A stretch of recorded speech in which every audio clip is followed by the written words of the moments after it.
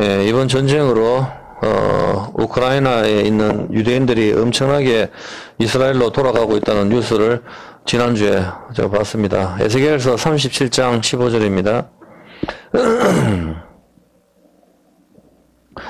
여호와의 말씀이 또 내게 임하여 가라사대 인자야 너는 막대기 하나를 치하여 그 위에 유다와 그짝 이스라엘 자손이라 쓰고 딱 이렇게 했을 때 뭔지 알겠죠? 유다와 그짝 이스라엘 하면은 이스라엘과 우리 유대인과 우리를 말하는 거예요. 이방 교회를 그짝 이스라엘 북이스라엘과 남유다를 말하는 거죠. 그 다른 막대기 하나를 치하여 그게 에브라임 막대기 곧 요셉과 그짝 이스라엘 온 족속이라 쓰고 같은 이야기죠. 그 막대기를 서로 연합하여 하나가 되게 하라. 이게 유대인과 우리가 교회하고 여지껏 상극이었죠. 그래서 유대인들은 십자가 표시도 정말 싫어하기 때문에 그 정도로 이걸 싫어했거든. 그렇게 하기 때문에 굉장히 상극이었는데 이제는 하나가 된단 말입니다. 왜냐하면 이 유대인들이 지금 알리아를 하죠. 이 전쟁 때문에 전부 다 이스라엘 땅으로 돌아가는데 이걸 지금 누가 도와주는가 하면 교회가 도와주고 있거든. 그래서 그 막대기들을 서로 연합하여 하나가 되게 하라. 네 손에서 둘이 하나가 되리니 네 민족이 네게 말하여 이르기를 이것이 무슨 뜻인지 우리에게 고하지 아니하겠느냐 하거든. 너는 그 이르기를 주 여호와의 말씀에 내가 에브라임의 손에 있는 바 요셉과 그짝 이스라엘 지파들이 막대기를 취하여 유다의 막대기에 붙어서 한 막대기가 되게 한즉 어디에 유다의 막대기 유대인이 붙는단 말입니다. 유다의 막대기에 붙어서 한 막대기가 되게 한즉 내 손에서 하나가 되리라 하셨다 하고 너는 그 글 쓴 막대기들을 무리의 목전에서 손에 잡고 그들에게 이르기를 주 여호와의 말씀에 내가 이스라엘 자손을 그 간바 열국에서 취하여 그 사면에서 모아서 그 고토로 돌아가게 하고 맞죠?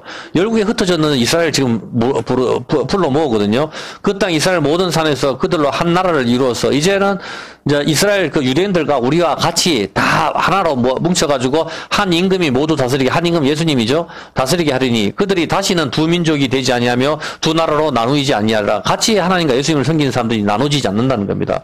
여기까지 이해했습니까? 예, 그들이 그 우상들과 가죽한 물건과 그 모든 제약으로 스스로 더럽히지 아니하리라. 내가 그들을 그 범죄한 모든 처소에서 구원하여 정결케 한즉 그들은 내 백성이 되고 나는 그들의 하나님이 되리라. 내 조상 다윗이 그들의 왕이 되리니 다윗이 그들의 왕이 되리니 누구 말하는 거예요? 예수님 말하는 거라고. 다윗이 그들의 왕이 되리니 다윗의 후손으로 예수님 오셨죠. 그들에게 다 한 목자가 있을 것이라. 그들이 내 규례를 준행하고 내 율례를 지키게 행하며 내가 내 종 야곱에게 준 땅 곧 그 열조가 거하던 땅에 그들이 거하되 그들과 그 자자손손이 영원히 거기 거할 것이요 내 종 다윗이 영원히 그 왕이 되리라.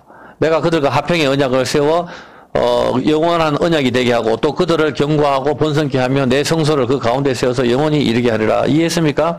하나님께서 유대인과 이방 교회를 다 하나로 불러 모아가지고 예수님이 영원한 왕이 되시게 하겠다. 그 하나님께서 그 목표를 갖다가 가지고 계신다 이 말입니다. 근데 지금 지난주에 엄청나게 이스라엘로 우크라이나에 있는 유대인들이 엄청나게 들어가고 있습니다. 그렇게 하기 때문에 그래서 유대인들이 지금 이스라엘로 돌아가는데 이 개념은 라헬과 레아가 하나가 된다는 의미고 다 같은 개념이거든요.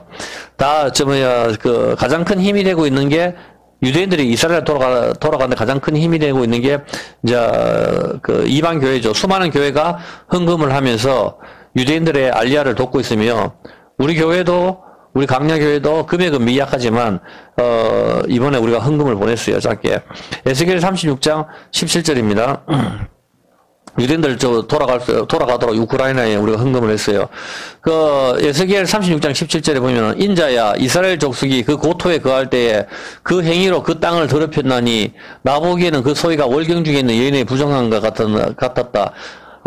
이스라엘 사람들이 이제 죄를 지어가지고 그들이 땅 위에 피를 쏟았으며 그 우상들로 더럽혔으므로 내가 분노를 그 위에 쏟아 그들을 그 행위대로 심판하여 각국에 흩으며 열방에 해쳤더니 이제 이스라엘을 전 세계에 흩어버렸단 말입니다. 그들이 이른바 그 열국에서 내 거룩한 이름이 그들로 인하여 더러워졌나니 이스라엘의 왕은 하나님인데 열국에 흩어졌다는 것은 이제 하나님의 이름이 모독을 받는 거죠. 그래서 하나님께서 하나님의 거룩한 이름을 위해 가지고 이들을 다시 불러 오시는 겁니다.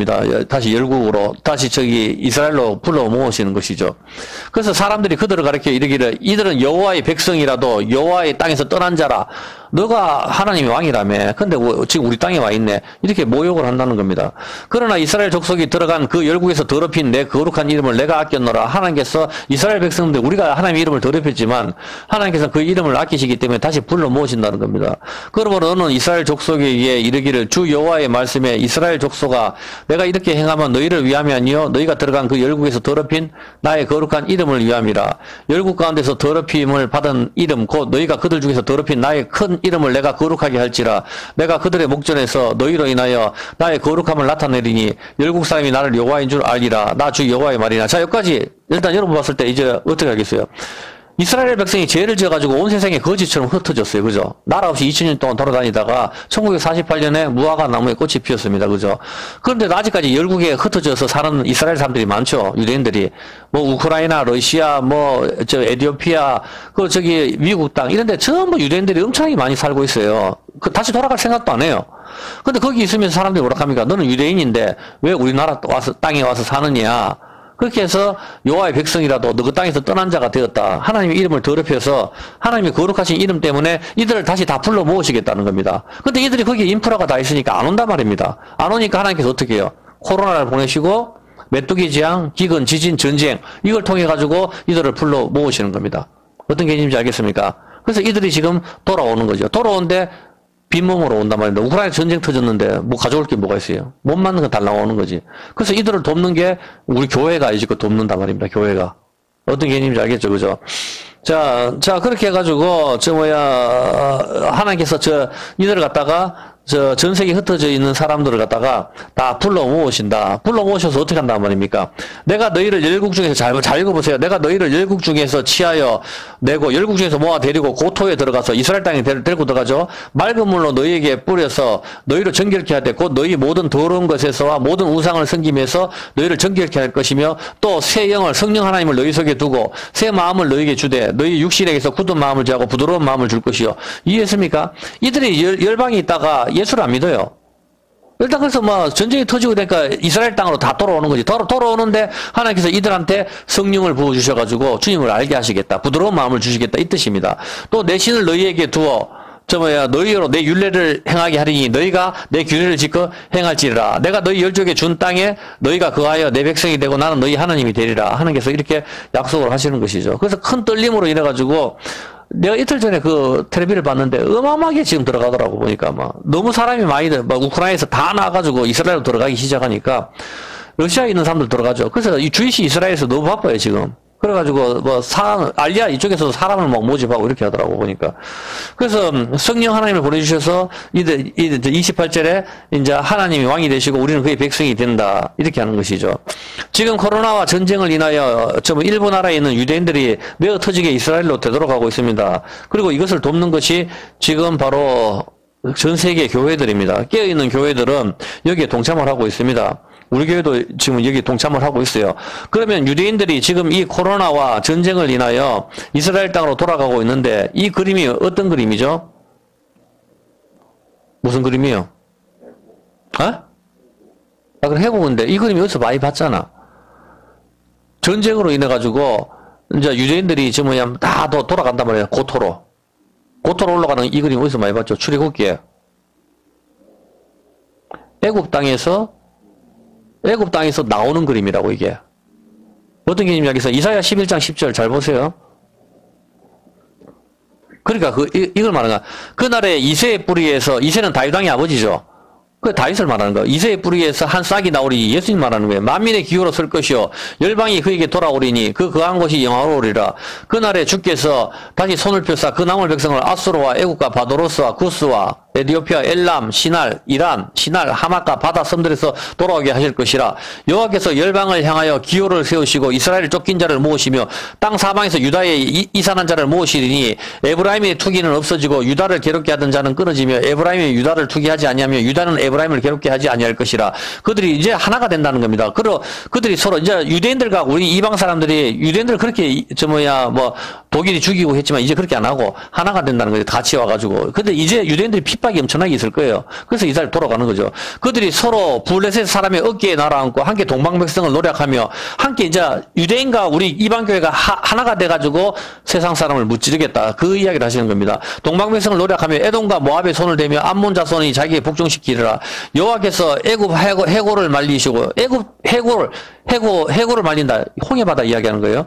홍해바다를 말리시고 손을 유프라데의 하수 위에 흔들어 뜨거운 바람을 일으켜서 그 하수를 쳐서 7갈래로 나눠 신 씻고 건너가게 하실 것이라. 이제 어떤 일이 있다? 그러면은 앞으로 어떤 일이 있다? 아 정말 참네. 바다를 하나님께서 말려놓는다니까. 여기를 걸어가게 하시겠다 하잖아. 이제는 앞으로 그런 일이 곧 있단 말이에요. 보면은 유프라데스의 강을 말려가지고 저기 왕들이 오는 길을 예비한다고 하나님께서 하시잖아. 이걸 문자 그대로도 봐야 돼요. 바다를 말른다고 홍해바다 같은 사건을 한 번 더 일으키시겠다고 주님께서 말씀하시는 거라. 그날이 언제? 이 전쟁이 좀 더 있어질 때 말라지겠지. 그 이야기를 하는 거라. 그리고 여기서 봤을 때 이스라엘의 애굽 땅에서 나오던 날과 어떻게 한다고? 그 남아있는 백성을 위하여 아수르에서 돌아오는 대로가 있게 하실 거고 이스라엘의 애굽 땅에서 나오는 날과 같게 하시리라. 그러니까 지금 우크라이나 사건 때문에 이 사람들이 다 이스라엘로 다시 되돌아가죠. 이게 뭐 어떤 거하고 같다? 여기 하잖아. 이스라엘의 애굽 땅에서 나오던 날과 같게 한다니까 지금. 전 세계에서 지금 이제는 미국이 전쟁에 이게 휘말릴 수밖에 없어요. 말할 필요도 없어요. 그러면 미국에 있는 유대인들이 다시 이스라엘 땅으로 되돌아간다고. 거기서 미국이 편한데 왜 되돌아가겠어요 지금. 거기 모든 인프라가 다 있는데. 그 사람들이 되돌아가려고 하면 큰 떨림이 와야 된단 말이라. 그 사람들이 다시 다 이스라엘 땅으로 되돌아가는데 그 되돌아가는 전 세계에 있는 유대인들이 다시 이스라엘로 되돌아가는 모습이 애굽에서 나오던 거가 같다 이 말입니다. 이제 이 그림이 어떤 그림인지 눈에 보입니까? 우크라이나는 유대인들이 지금 바리바리 다 들고 아무것도 없잖아. 애굽에서 나올 때 뭘 들고 나와요 도대체? 별로 들고 손에 끌고 올 수 있는 것만 끌고 오잖아. 한계가 있잖아. 그거와 똑같이 이 사람들 자기 손에 잡고 있을 거, 전부 강아지도 뭐도 가져올 수 있는 만큼만 가져오고 지금 다 이스라엘로 피난을 하는 거라. 그게 지금 애굽에서 탈출하는 그림하고 똑같이 한단 말이에요. 그럼 그 탈출했을 때 그다음에 어디로 가요? 홍해바다 건너고 어디로 가죠? 가나안으로 들어가죠. 그때 주님이 영원한 왕이 되시는 거라. 그 지금이 뭐가 이루어졌다? 지금 이제 이 출애굽이 이루어졌다고 지금이 전쟁이 통해서 그 이야기를 하시는 거야. 그러니까 주님이 이제 우리한테 영원한 새 예루살렘을 주실 날이 멀지 않았다. 지금 그 이야기를 하시는 거라고. 이해를 했습니까? 네, 그리고 13절에 어떻게 됩니까? 13절에. 에브라임의 투기는 없어지고, 유다를 괴롭게 하는 자를 끊어지고, 이게 뭐예요? 이제 교회하고 유대인들하고 상극이었었는데, 이제 이걸 없앤단 말입니다. 그 이스라엘에서 예배드린다 하면 유대인들이 불질러버리고, 폭탄을 터뜨리고 그랬다고. 불과 몇 년 전만 해도 이제 그게 없어진다는 겁니다. 전부 다. 그렇게 해서 그동안 예수야의 예자도 못 꺼낸다니까.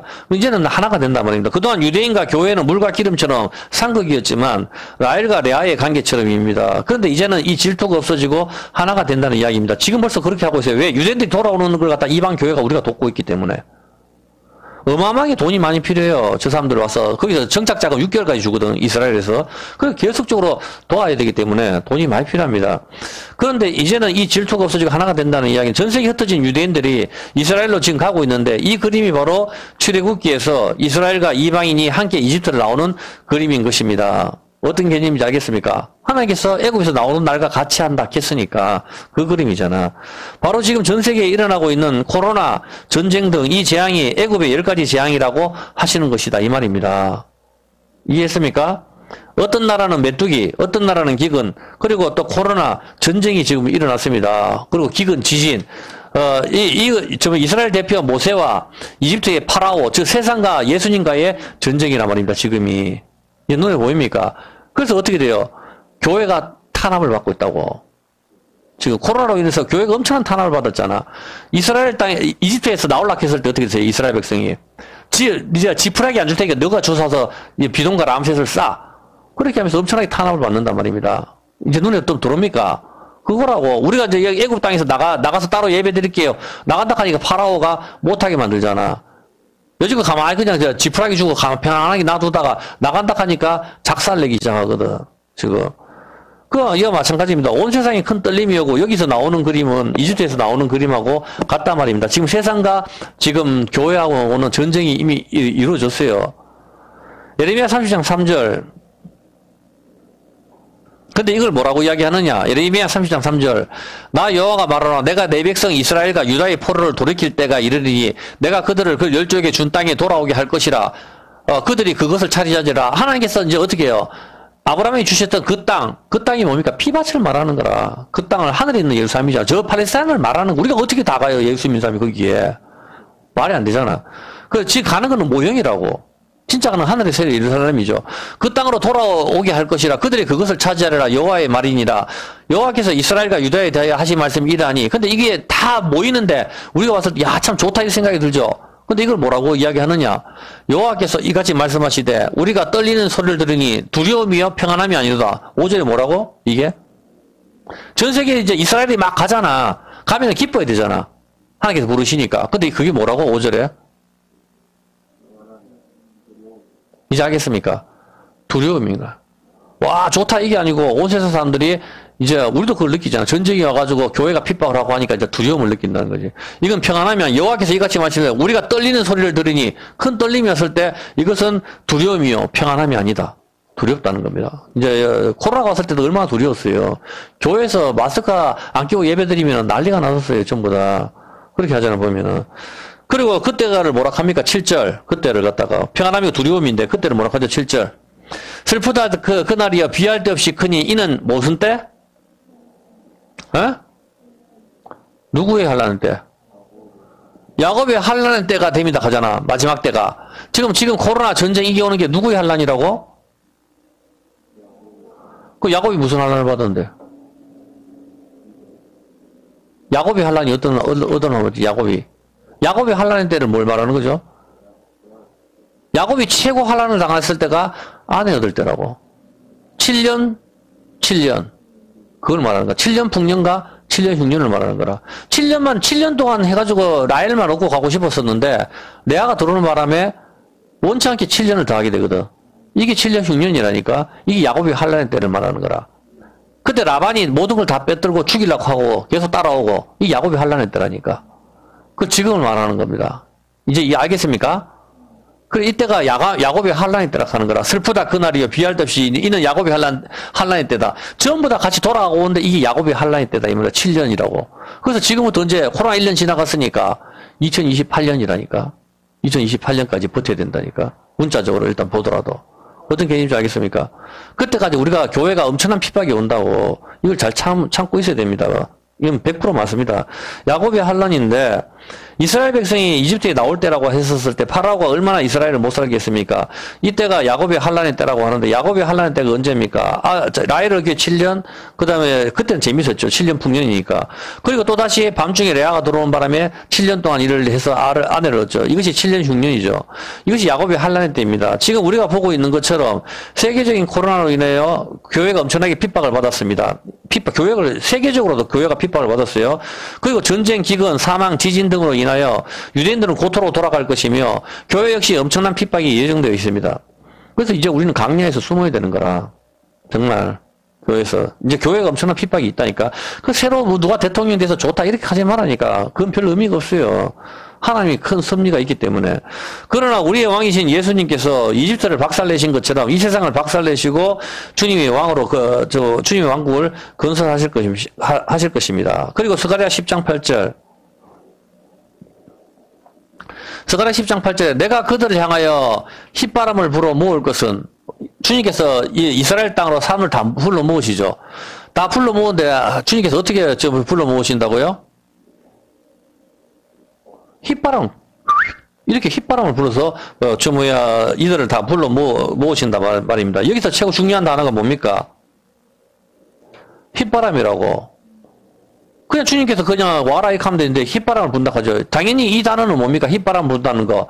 목자이신 예수님께서 우리가 양떼니까 양떼를 부를 때 이렇게 손가락을 이렇게 넣고 휘휘 끓이죠. 나는 이걸 잘 못하는데. 이렇게 해서 휘바람을 불러 모을 때 목동이 휘바람을 불면은 양떼가 그 소리를 듣고 오는 것이죠. 어떤 개념인지 알겠습니까? 그거를 이야기하는 거예요. 온 들판에 양떼가 흩어져 있습니다. 전 세계에 다 흩어져 있다고. 근데 하나님께서 휘바람을 갖다가 이렇게 부르면은 양떼가 쫙 온다 이 말입니다. 어떤 개념인지 알겠죠? 근데 우리가 알아야 할 것이 우리가 양떼인 양떼인 것도 맞고 목자가 하나님이신 것도 맞고 하나님이 휘바람을 불러서 모든 양떼를 불러 모으는 것도 이해를 하겠죠? 예. 자, 그러면은 이제 질문을 할게요. 휘바람을 불 때가 언제냐고. 그걸 알아야 되잖아. 하나님께서 휘바람을 불어가지고 양떼를 모으신다 하는 건 알겠어. 하나 주는 나를 기르시는 목자여. 그 여호와는 나의 목자시고 하나님 목자고 예수님이 목자라 하는 건 알겠어. 우리 양떼라 하는 거. 그리고 목자가 휘바람을 불어서 양떼를 불러 모으는 것도 다 이해를 했어. 이해했습니까? 네, 당연하죠. 그게 불러 모으는 거잖아. 애굽에 있는 종을 갖다가 건져내시는 거잖아. 그러면 언제 부시냐고, 언제? 휘바람을 부는 소리를 들어야 될 거 아닙니까? 그때가 언제인지를 알아야 되잖아. 그리고 휘바람을 불었다면은, 우리는 그것을 어떻게 알 수 있는가? 이것이 질문입니다. 그렇지 않습니까? 최고 중요한 게 그거잖아. 일단 이 휘바람의 원어가 뭔가 하면 샤라크. 휘바람을 불다, 기가 째지는 소리를 내다, 이 뜻입니다. 이 휘바람을 하나님께서 불어야 양떼는 우리가 유대인들 전부 다 주님께로 몰려가는데 이 휘바람을 불다와 똑같은 알파벳이 하나 있습니다. 그것이 뭡니까? 스가랴 1장 8절입니다. 이 휘바람을 불다와 똑같은 알파벳이 하나 있어요. 그걸 봐야 돼요. 스가랴 1장 8절 여기서 찾아보세요. 내가 밤에 보니 사람이 홍마를 탔고 골짜기 속 화석류 나무 사이에 섰고 그 뒤에는 홍마와 자마와 백마가 있기로 여기서 휘바람하고 똑같은 알파벳이 있습니다. 이게 답입니다. 그게 휘바람을 부는 거예요. 그게 뭐죠? 바로 말입니다. 말. 자마. 요게 휘바람입니다. 어떤 게 사로크. 이게 휘바람과 알파벳이 같습니다. 그러면 이 말이 표현하는 것이 뭐죠? 말이 표현하는 거. 하나님이 휘바람을 부시는 게 언제입니까? 스가랴 6장 1절 잘 보세요. 휘바람을 불면서 모은다 하는데 휘바람이 언제 부는지 한번 봐봐요. 스가랴 1장 내가 눈을 들어본즉 내 병거가 두 산 사이에서 나왔는데 그 산은 노산이더라. 첫째 병거는 홍마, 둘째 병거는 흑마, 셋째 병거는 백마, 넷째 병거는 어릉지고 건장한 말. 여기 아까 자줏빛 말이죠. 어릉지고 건장한 말. 그 내가 저번에 네게 말한 천사에게 물어 내 주여 이것이 뭡니까? 천사가 대답하여 가로되 이는 하늘에 뭐다? 휘바람. 알겠습니까? 하나님께서 휘바람 불었어요, 안 불었어요, 지금? 이제 알겠습니까? 휘바람을 갖다가 하늘에 내 바람이 하나님이 휘바람을 부른 거라고. 휘바람을 불 때 지금 누가 몰려가죠? 우크라이나에 있는 유대인들. 코로나 때문에 세계에서 살기 힘든 유대인들 고토로 간다고. 이제 눈에 띄입니까? 휘바람을 언제 분다는 거. 이 말들이 바로 하늘에 내 바람이다. 하늘에 네 개의 바람이 슉 부는데 이 네 개의 바람이 어디서 분다? 1절. 잘 보세요. 이 네 개의 바람이 어디서 붑니까? 그 말들이 나오는데 어디서 나오죠? 에? 산과 산 사이. 산이 뭐죠? 산. 그렇죠. 에발산과 그림신산, 모략의 산과 유황의 산. 에발산과 그림신산, 구약과 신약 중간을 말하는 거라. 반석이 갈라졌죠. 입술이 뭡니까? 입술 뜻. 벌거벗다잖아. 우리도 공부했잖아. 입술이 벌거벗다 이 뜻인데 입술을 갖다가 입술이 갈라졌는 거는 반석이 쪼개진 거라고. 벌거벗은 예수님. 반석이 쪼개진 게 입술이 갈라진 것이고 갈라진 입술을 모아서 이 부는 게 갈라진 입술에서 나오는 거.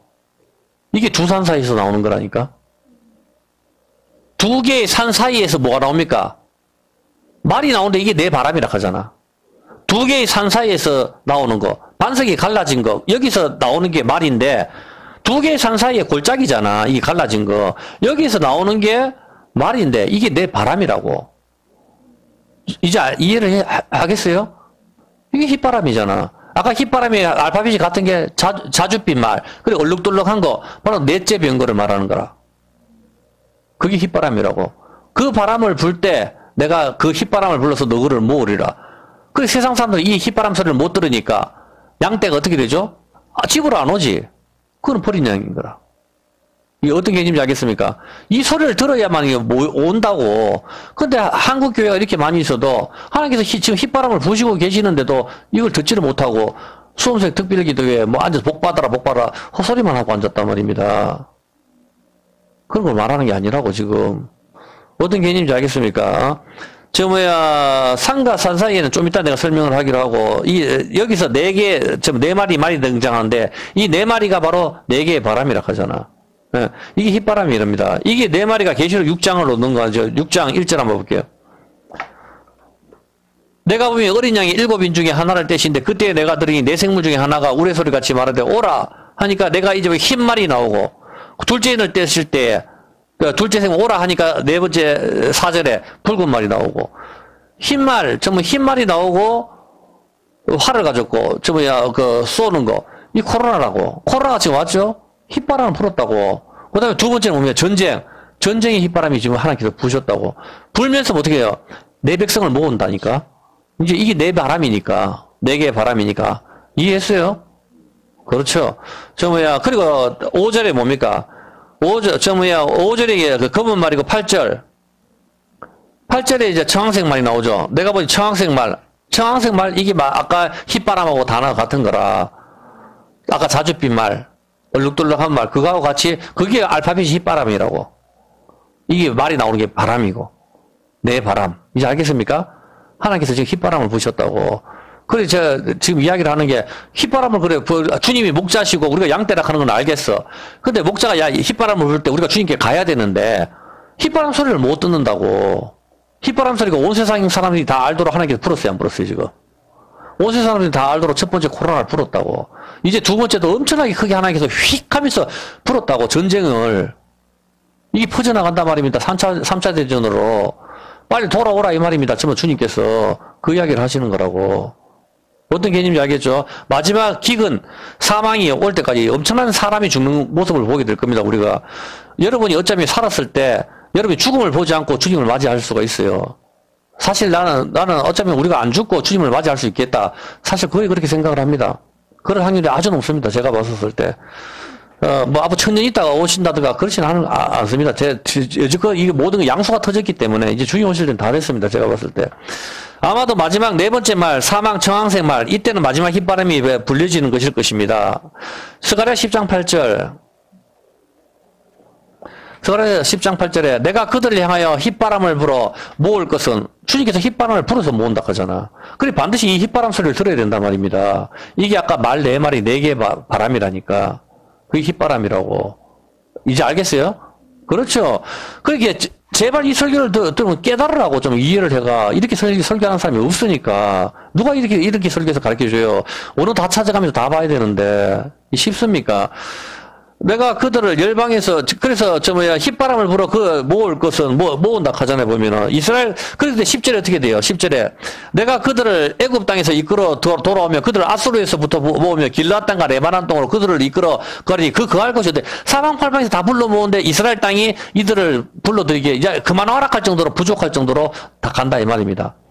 그렇다면 여러분 상식적으로 생각해 보세요. 전 세계에 흩어져 있는 유대인들이 이스라엘 땅이 부족할 정도로 갈 정도 되면은, 이제 어떤 환란이 오게 되는지 짐작할 수 있겠죠. 전쟁이 엄청나게 세지고 기근과 지진이 엄청나게 강력하게 온단 말입니다. 그래야 저기 있는 사람들이 스타벅스 사장도 가지. 유대인이니까. 당연한 거 아니에요. 안 그러면 가겠습니까? 여기서 스타벅스 받아서 잘 먹고 잘 사는데. 유대인들은 반드시 그걸로 가야 된단 말입니다. 어때요? 그들을 갖다가 그할 것이 부족할 정도로 하나님께서 불러 모으신단 말입니다. 양떼가 온 들판에 흩어졌는데 하나님께 목자가 불면은 양떼가 바글바글 그리면서 집으로 다 몰려오는 그 그림이라고. 어떤 그림인지 알겠습니까? 그게 뭡니까? 이집트에 있던 이스라엘 사람들을 다 불러가지고 출애굽을 하는 거라고. 출애굽. 이해했습니까? 출애굽을 해가지고 나가는 것이죠. 그 그림이라고 지금. 스가랴 6장 1절에서 5절입니다. 한번 볼게요. 내가 또 눈을 들어 본즉 내 병거가 두 산 사이에서 나왔는데 그 산은 노산이라. 첫째 병거는 홍마들이, 둘째 병거는 흑마들이, 셋째 병거는 백마들이, 넷째 병거는 어룽지고 건장한 말들이 메었는지라. 내가 내게 말하는 천사에게 물어 가로되 내 주에 이것들이 무엇이냐니까. 천사가 대답하여 가로되 이는 하늘의 내 바람인데 이것이 내 바람이다. 온 세상이 주 앞에 모셨다 나가는 것이다. 이것이 하늘의 내 바람이다. 이 말입니다. 그리고 1절에 두 산 사이에서 이 말들이 나옵니다. 이 두 산은 말할 필요 없습니다. 구리산 심판이죠. 구리산이라 하는 건 붉은 걸 말하는 겁니다. 이게 바로 에발산과 그림신산을 말하는 겁니다. 이것은 두 산 사이는 갈라진 틈을 말하는 거고, 이거 심판을 의미하는 거예요. 여기에서 말들이 나온다는 것을 꼭 염두에 두시기 바랍니다. 그래서 온 세상이 지금 심판을 하시고 계시는 겁니다. 하나님께서. 요사 8장 33절. 그리고 화장터가 부족할 정도로 지금 사람들이 타고 있어요. 요사 8장 33절에 온 이스라엘과 그 장로들과 유사들과 재판장들과 본토인뿐 아니라 이방인까지 여호와의 언약궤를 맨 레위 사람 제사장들 앞에서 개의 좌우에 서되 절반은 그림심산 앞에 절반은 에발산 앞에 섰으니 에발산과 그림심산에서 양쪽에 서가지고 한 축복과 저주를 하는 것이죠. 그러면 이 산은 무엇을 이야기하는 것입니까? 저주하는 에발산 구약이고 축복을 하는 산 신약을 말하는 거죠. 두 개의 돌판을 가리키는 것입니다. 이 두 개의 산. 그러면 스가랴 6장 1절에 보면은 잘 보세요. 스가랴 6장 1절에 내가 눈을 들어본 적 내 병거가 두 산 사이에서 나왔는데 이 두 산 사이에서 네 마리 말이 나오는데 5절에 이 네 마리 말이 하늘의 네 바람이라고 이야기합니다. 하늘의 네 바람, 휘바람이죠. 두 개의 산 사이에서는 골짜기를 의미하고 반석이 갈라진 것을 의미합니다. 여기까지는 이해했습니까? 이해가 안 되면 다시 설명을 할게요. 다시 질문하세요. 예? 그러면 반석이 갈라진 것을 뭐라고 이야기하죠? 갈라진 틈새, 갈라진 거, 골짜기. 그걸 뭐라고 이야기하죠? 갈라진 틈새, 갈라진 골짜기. 그걸 갖다 구멍이라고 이야기하는 거예요. 구멍. 여기에서 바람이 부는 것이고, 이것이 휘바람이고, 이것이 뭐죠? 그 갈라진 틈에서 중요한 게 나와요, 여기에. 자, 갈라진 틈새, 골짜기. 그걸 갖다 구멍이라고 이야기하죠. 거기에서 바람이 나오는 거죠. 바람이 나와서 부는 거, 이것이 휘바람이죠. 이것을 다른 말로 어떻게 하죠? 퉁소로 찬양하자. 이 알겠습니까? 플루스로 찬양하는 거, 색소폰으로 찬양하는 거, 간악기 찬양하는 거. 바람을 부는 의미를 알겠습니까? 바람을 불어서 하나님 찬양한다는 그 의미는 바로 이 갈라진 곳에서 나오는 내바람, 휘바람을 말하는 거예요. 그걸로 찬양하자 이 뜻입니다. 뭐 색소폰은 예배 경건하지 않으니까 예배 시간에 안 되고 플루스는 되고 이게 아니고 좀 무식한 소리 좀 하지 말고 어떤 개념인지 알겠습니까? 바로 모든 퉁소 바람을 불어서 연주하는 악기는 바로 여기 갈라진 틈에서 나오는 이걸로 하나님을 찬양하는 겁니다. 그럴 때 여러분이 색소폰을 불 때 찬양할 때 어떤 느낌이 듭니까? 이 갈라진 틈새에서 나오는 바람, 퉁소나 대금이나 모든 바람으로 할 때 아하 예수님이 갈라지셨구나. 갈라진 그 못자고 그 구멍 사이로 이 바람이 나오는 거, 이것으로 하나님 찬양을 받으시구나. 이걸 정확하게 알고 이게 찬양이라 하는 거라. 뭣도 모르고 신랑 부르면서 온 세상 와가지고 막 춤듯이 난리 디스코 치고, 그게 디스코지. 그게 뭐 춤이에 보면은 장난하는 것도 아니고. 그런 걸 말하는 게 아니라고. 성경에서 말하는 춤은 그게 아니에요. 둥글게 우리의 수치가 굴러가다라는 걸 말하는 거라. 그딴 춤을 추는 게 아니라고. 율동도 아니고. 아, 난 정말 참, 나 보면 참, 아유, 그래서, 이 휘바람은 두 개의 입술을 모으는 것입니다. 이게 바로 간악기, 바람, 여기서 바람이 나오듯이 모든 악기, 간악기가 여기서 나오잖아. 똑같은 거. 이게 바로 갈라진 틈새를 말하는 거예요. 그걸로 하나님 찬양을 받으시는 거예요. 그냥 여기서 색소폰은 연주 잘하니까 받으시고, 그걸 말하는 게 아니에요, 보면은. 유행가 불어도 다 감정은 다 실립니다. 이 갈라진 틈새에 바람이 나오는 거는 바로 예수님이 갈라지신 그 틈새에서 나오는 거, 그것으로 우리의 구속을 찬양을 하는 거라고. 그것을 말하는 거라. 입술은 벌거벗다의 의미고, 이것은 두 개의 돌판을 의미하는 것입니다. 이 두 개의 돌판에 입술을 모아서 틈을 벌리고 그 사이로 바람이 나오면 그것이 휘바람입니다. 마찬가지로 이 두 산 사이에서 네 마리 말이 나오는 거, 이것이 네 바람이고 이것이 휘바람입니다. 이제 질문을 하겠습니다. 마태복음 21장 5절입니다. 마태복음 21장 5절에 보면은 시온 딸에게 이르기를 네 왕이 네게 임하나니 그는 겸손하여 낙이 곧 멍에 매는 짐승의 새끼를 탔도다 하라 하였느니라. 멍에 매는 짐승의 새끼를 탔다 그렇게 이야기를 합니다. 예수님께서는 성전 안에 들어가실 때 낙이 새끼를 타고 들어가셨습니다. 이때를 갖다 종려주의라고 이야기하죠. 왜 낙이 새끼를 타고 들어가시죠? 이왕에 들어가시려면은 좀 큰 새끼 말고 큰 것을 타고 들어가시면은 더 멋지실 텐데 낙이 새끼를 타고 들어가셨습니다. 근데 여기 보면은 겸손하기 때문에 낙이 새끼를 탔다고 합니다. 겸손한 거하고 낙이 새끼를 타는 거하고 무슨 상관이 있습니까? 정말 더 겸손하려고 그러면 그냥 걸어가시면 되잖아. 낙이 새끼도 안 타시고. 그렇지 않나요? 낙이 새끼를 타는 거하고 겸손하고 무슨 상관이 있습니까? 그러면 그냥 걸어가시면 더욱더 겸손하게 보이실 텐데 이왕 겸손을 보여주시려면은 그렇게 하실 텐데 왜 굳이 낙이 새끼를 타고 오는 것이 왜 겸손함이 되는 것이죠? 당연히 이것은 우리가 하늘의 내 바람, 말들을 공부하는 스가랴서 9장 9절 이야기입니다. 지금 우리 하늘에 4마리 말들 이야기하는데 9장 9절 이야기를 가져왔는 거거든. 시온에 따라 크게 기뻐하라. 예루살렘에 따라 즐거이 부를지어다. 보라 내 왕이 네게 임하니 그는 공의로우며 구원을 베푸며 겸손하여서 나귀를 탔다. 이 스가랴서가 계속 말 이야기하는데 겸손하기 때문에 나귀를 탔고 나귀의 작은 거 곧 나귀 새끼 탔다. 나귀의 작은 거 나귀 새끼를 타서 그 겸손하다. 그렇게 이야기를 하죠. 겸손해서 나귀의 작은 거 나귀 새끼를 타신다고 하셨는데 왜 나귀 새끼를 타는 것이 겸손한 것입니까? 질문입니다. 대답해 보세요. 그냥 여지껏 우리가 교회에서 듣기는 예수님이 겸손하셔가지고 크게 막 우람한 말을 안 타고 나귀 새끼를 타시고 오셨다. 계속 그 말만 하시는데 그러고 오시면 되잖아. 나귀 새끼까지 탈 필요가 뭐가 있습니까? 그러면은 나귀보다 그러면 더 작은 동물 뭐 탈만한 거 타시면 되잖아. 그러면 나귀 새끼보다 더 작은 거 뭐. 그렇지 않나요? 왜 나귀 새끼를 타는 게 겸손한 것이 됩니까? 일단 이것을 설명하기 전에 예수님께서 나귀 새끼를 타고 가신 날짜가 언제입니까? 요한복음 12장 1절입니다. 한번 보세요. 이게 날짜가 6월절 열흘 전에 예수께서 베다니에 이르시니 이곳은 예수께서 죽은 자 가운데서 살리신 나사로에 있는 곳이라. 거기서 예수를 위하여 잔치할새 마르다는 이를 보고 나사로는 예수와 함께 앉은 자 중에 있더라. 마리아는 지극히 비싼 향유를 갖다 예수님 머리에 붓는데 6월절 6일 전에 붙여. 그게 언제예요?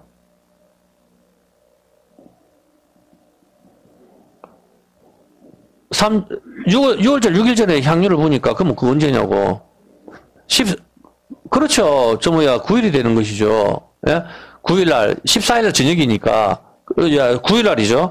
자, 그러면 그때 향유를 붓고, 1월 14일이 6월절이니까, 1월 9일이 되는 거죠. 한국 달에 저녁이 되면 아침이 되고 하니까 8일이나 9일, 이렇게 9일 정도 보면 되겠죠. 그죠?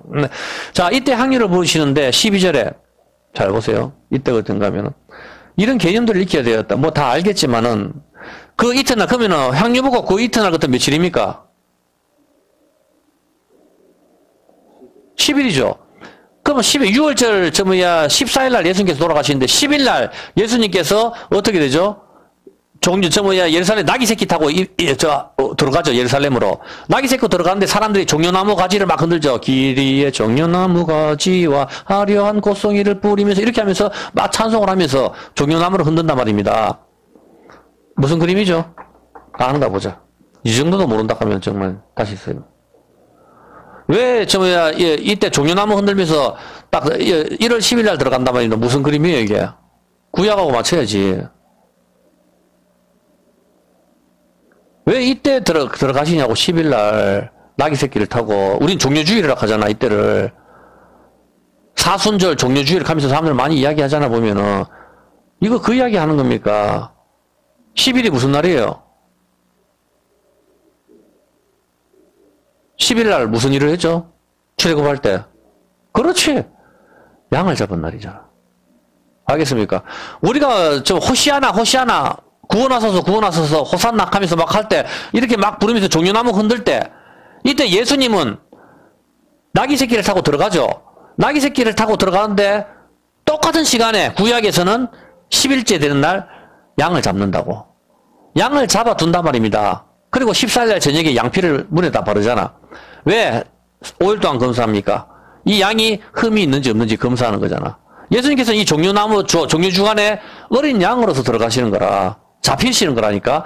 그때 이 사람들이 전부 다 호산나 우리를 구원하소서 하고 막 그 이야기를 하잖아요. 출애굽기 12장 1절입니다. 한번 보세요. 여호와께서 애굽 땅에서 모세와 아론에게 일러 가라사대 이달로 너희에게 달의 시작 곧 해의 첫 달이 되게 하고 너희는 이스라엘 회중에게 고하여 이르라. 이달 열흘에 10일날 어떻게 하라고요? 1월 10일에 우리 한국 같으면 4월 10일입니다.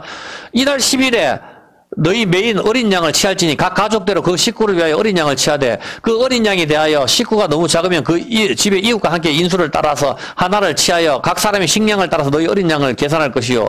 너희 어린 양은 흠이고 양뿐만 아니고 염소도 돼요. 어린 양이나 염소 중에서 취하고 14일까지 간직하였다가 그 양을 갖다가 14일날 잡아서 피를 바르는 거예요. 자, 그렇다면 오늘 해봅시다. 지금 자, 실은, 자, 이게 양이다. 오늘 10일이다. 1월 10일. 1월 10일 우리 가족이니까 여기 다 와가지고, 자, 양을 막 잡아왔어요. 양 잡아가지고, 흠이 없는 양을 갖다 잡아오는 거예요. 잡아왔을 때 우리 뭐라 할까요? 양이 막 울고 난리가 났어. 음맥하고 막, 음맥하고 우는지 모르겠지만, 하여튼 양이 막, 여기 하는데, 양을 잡아왔어. 그럼 우리 이제 이 양을 봤을 때 어떻게 하죠? 우리는 어떻게 했어요? 뭐라고 이야기할까요? 여기 양 두고. 호시아나! 나를 구원할 양이다. 우리 집을 구원할 양이다. 잘 봐라. 5일 동안 설사를 하는지 흠이 있는지 잘 살펴라. 우리 집을 구원할 양이다. 전부 다 그렇게 이야기할 거잖아. 이 양을 잘 보호한다고 5일날 목을 따야 되니까. 알겠습니까? 양 가지고 양 갖다 놓으라 아무 생각 없이 하는 게 아니고, 양을 갖다 몰고 왔었을 때 우리가 어떻게 난리가 나잖아. 아, 이거 5일 때 우리가 먹을 거예요. 그래, 우리가 잡아 먹을 거야. 그래, 이 피를 갖다 문에 바르면은 여호와께서 이집트를 칠 때 우리 집은 정말 놔두고 넘어가거든. 흠없는 양 잘 골라오세요. 정말 깨끗하고, 정말 흠없고 어린 양 골라왔어. 염소하고 골라왔어. 야, 호시아나, 양, 네가 우리를 구할 양이구나. 우리 집을 구할 양이구나. 둘리야. 아, 좀 기다려. 5일 있다가 죽으니까 불쌍한 양 먹을 거나 많이 주자. 이렇게 하면서 먹을 거 많이 주고 5일 있다 잡을 거니까 다 그렇게 할 거 아니냐고. 예수님이 똑같은 시간에 1월 10일 날 예수님께서 나귀 새끼를 타고 터득 걸어가시나 그런 겸손하여서 느낌이 옵니까 좀? 나귀 새끼를 타고 들어가는데 사람들은 호시아나 우리를 구원할 양, 어린 양 하면서 종려나무를 흔들고 막 하는 거라 아무것도 모른 채. 그 예수님은 이때 들어가시고 뭐래요? 이제 5일 동안 흠이 없는 걸 보여주셨는데 성전을 갖다가 깨끗하게 만드시는 거라. 장사하는 자들 내어 쫓아버린다고. 그렇게 하고 14일 날에 성찬식을 하시고 15일 날 십자가에서 돌아가시는 거라고.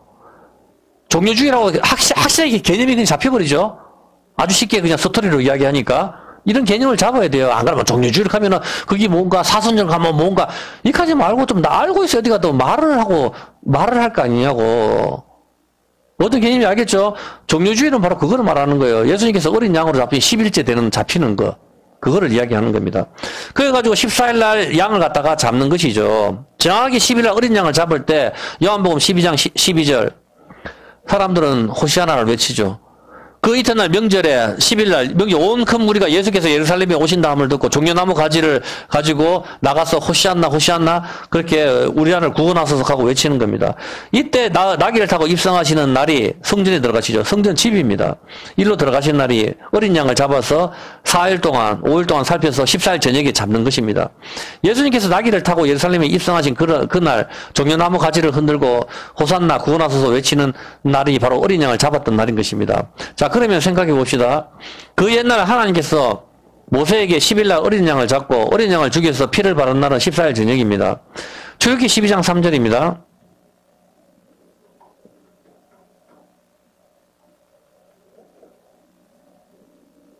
이때 우리가 다 10일날 어린 양을 잡고 우리가 다 여기서 이야기를 하겠죠. 그죠? 잘 살펴라 하고 그렇게 해서 14일날 양을 갖다가 죽입니다.